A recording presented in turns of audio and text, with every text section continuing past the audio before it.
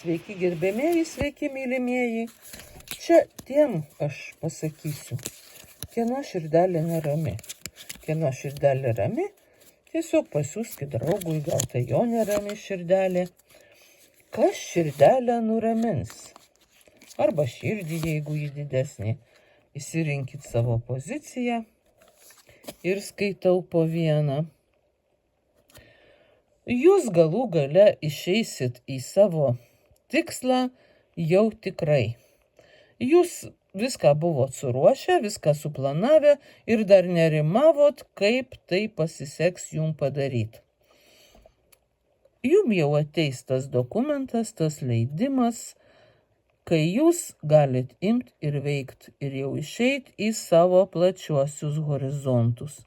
Jūsų širdelę tai visiškai nuramins, nes jūs jau seniai šito laukėt.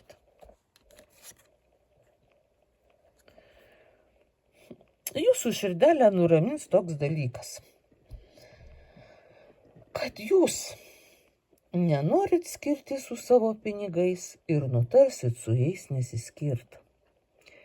Galbūt jums siūlo kažką pirkt, kažkur išleist savo didelius pentaklius, bet jūs nenorit to padaryti.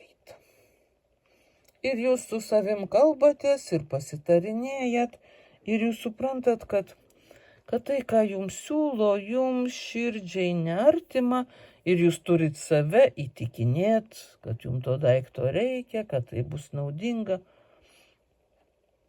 Ir jūs vis dėlto nutarėt dar savo pinigų neišleist.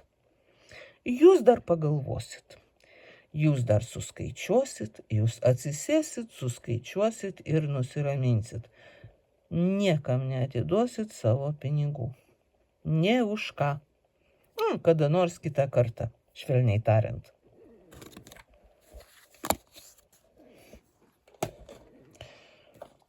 Jūs labai nustebins tai,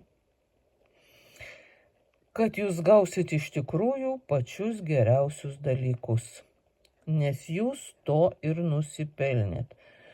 Kad tas teisingumas ir ateis.